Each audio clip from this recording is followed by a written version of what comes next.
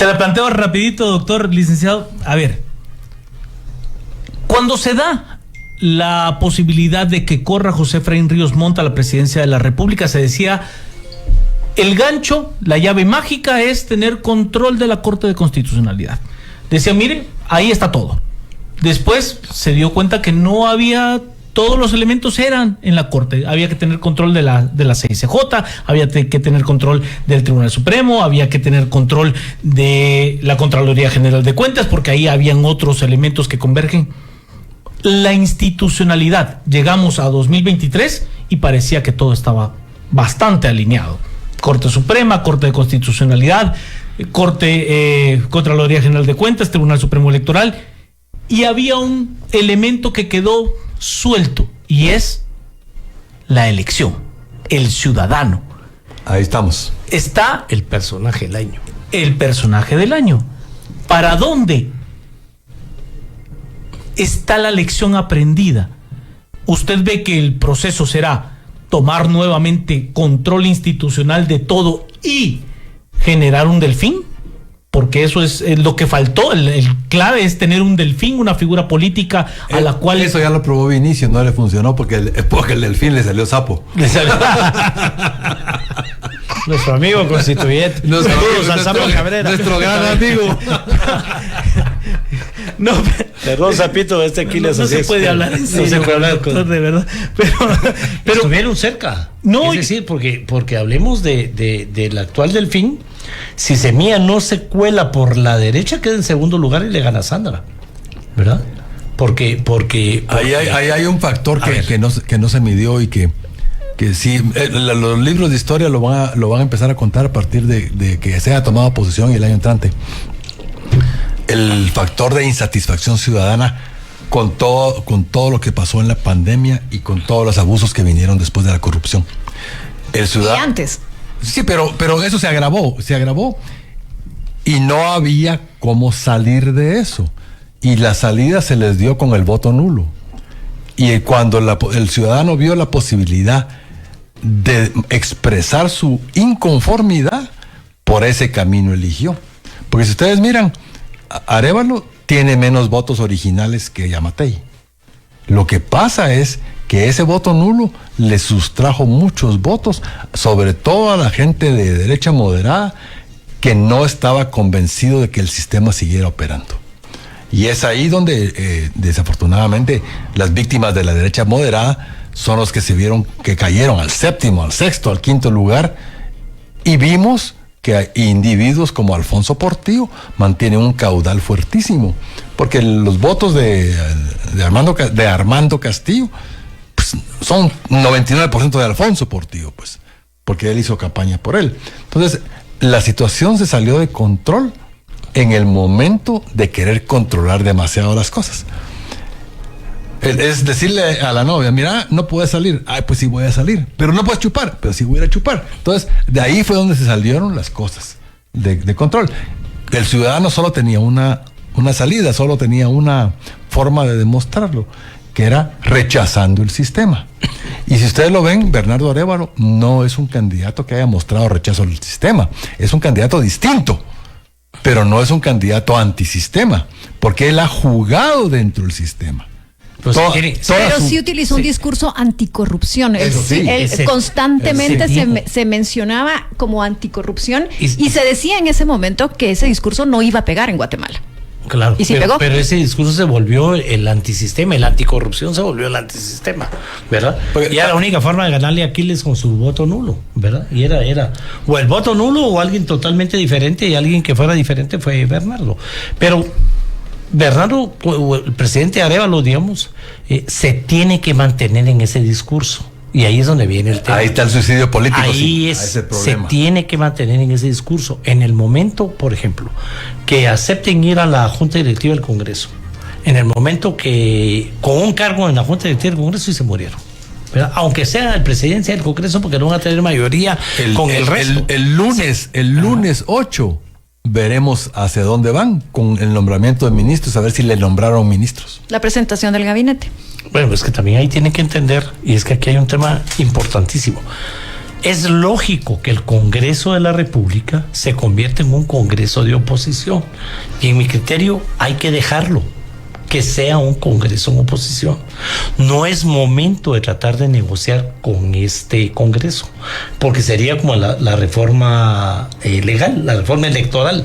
No es momento de hacer una reforma electoral en estos momentos con este Congreso que quiere mantener las cosas como están, porque por poco la jugada le sale. Y entonces toda la judicialización de la política que estuvo a un puntito de que la Constitución no funcionara.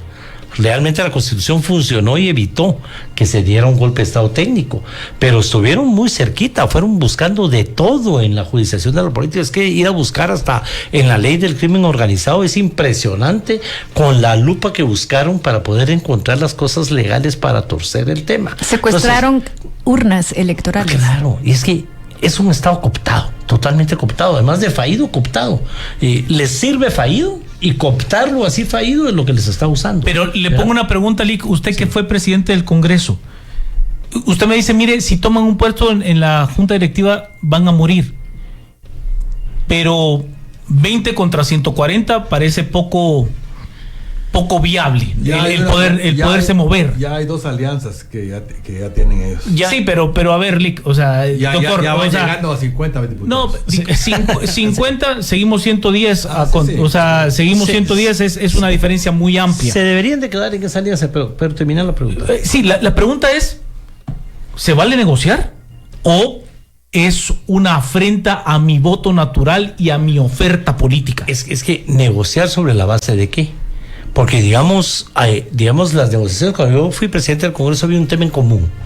Aunque el FRG de aquel entonces, ahora Valor, y los unionistas de aquel entonces siempre fueron anti-CICIC y nunca estuvieron de acuerdo con la CICIC. Yo por eso respeto el tema de que nunca han cambiado de opinión como los demás.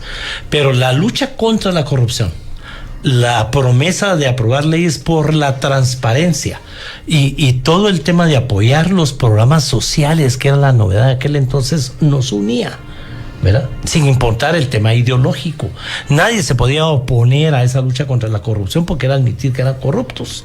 Y aunque supieran que la ley después los podía fregar en buen chapín, no se podían oponer a la aprobación de ninguna de esas leyes por la transparencia, porque el tema era, usted no quiere el tablero electrónico, no quiere que se sepa a qué horas viene a votar y a qué horas no vota y cómo vota. Usted no está de acuerdo con la ley de libre acceso a la información para no que se sepa sus plazas y cuánto gana. Se les fue presionando de manera que se subieran todos a ese barco y hubiera una alianza de ir aprobando leyes en esa lucha por la transparencia y en contra de la corrupción. Hoy no hay nada que los una, porque es antitransparencia y en favor de mantener la corrupción y mantener el sistema como está, contra un partido que está prometiendo cambiar el sistema. Entonces no hay ahorita una razón de alianza, no hay que los una. Entonces sentarse a tratar de hacer una alianza con este grupo que se va a mantener unido, que ya sabemos que se ha estado reuniendo, que hay precandidatos a la presidencia, es desgastarse. Y aceptar ir con ellos a un puestecito en junta directiva para no mandar es jugar el sistema, que es lo que realmente necesitamos cambiar, el sistema. Entonces va a tener que ser desde el Ejecutivo, aislando al Legislativo, ¿verdad? Y el papel de esa bancada pequeña, ya sea de 20 o que logre llegar a 50, va a ser parar las acciones de este grupo que ha tenido el poder para evitar que lo sigan haciendo. ¿Cuál va a ser la primera acción que van a tratar de hacer? La Corte les paró el presupuesto y entonces ahora el presupuesto que está vigente es el del 2023.